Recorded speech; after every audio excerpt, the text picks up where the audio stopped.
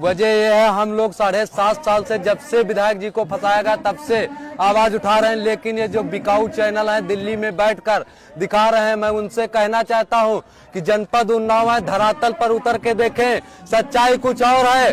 केवल राजनीतिक षड्यंत्र के तहत विधायक जी को फंसाया गया। इसी वजह से हमारा दुर्भाग्य है कि हम उसके रिश्तेदार हैं। हमारा ये दुर्भाग्य है क्योंकि विधायक जी को पूरी तरीके से कुछ लोगों ने षड्यंत्र करके फंसाया। जो लोग गांव का प्रधानी का चुनाव नहीं जीत रहे थे विधायक जी के सामने, आज वो ब्लॉक प्रमुख बने बैठे हुए हैं। इसी वजह से विधायक जी को षड्यंत्र के तहत फंसाया गया है। पीड़िता के परिवार का इतिहास पता कर लिया जाए।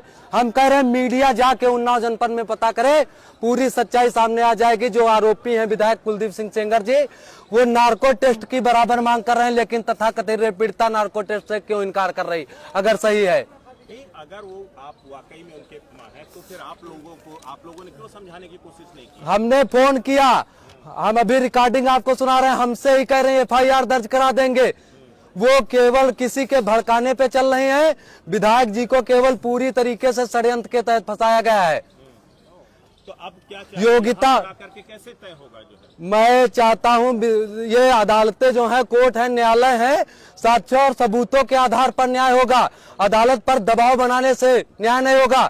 अगर हाई कोर्ट इनके पक्ष में फैसला आया, जब ट्रायल कोर्ट ने फैसला दिया तब सही था, और जिस समय हाई कोर्ट ने जमानत दिया साक्ष्यों को देखकर तब गलत हो गया। तो इनका राइट था कि सीधा सुप्रीम कोर्ट जाके चैलेंज करती, लेकिन इन्होंने वो रास्ता नहीं अपनाया। इनके वकील जो हैं महमूद प्राचा जी, बहुत बड़े वकील हैं, उनके साथ जाके सुप्रीम कोर्ट में चैलेंज कर सकती थी, लेकिन इन्होंने वो रास्ता नहीं अपना के अदालत पर दबाव बनाने के लिए धरना प्रदर्शन चालू कर दिया। तब हम लोगों को लगा कि हम लोग भी दिल्ली जाएंगे और शांतिपूर्वक अपनी बात उठाएंगे। तो आपको लगता है कि यहाँ पर आने के बाद हाँ, आप लोग उस निर्णय तक जो आप नहीं फैसला पा पाए वो मिल पाएगा? जी, हम लोग न्यायालय पे दबाव बनाने नहीं आए हैं। हम लोगों को न्यायालय पे 7.5 साल से भरोसा था, आज भी न्यायालय पे भरोसा है।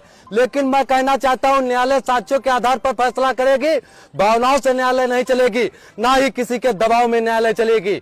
अगर इनके पक्ष में फैसला आएगा तो सही है। अगर साक्ष्यों के आधार पर न्यायालय ने जमानत दे दी, जमानत पर तो राहुल गांधी भी थे, सुकन्या देवी ने आरोप लगाया था, तो क्या उनको जमानत मिली तब किसी ने प्रदर्शन किया?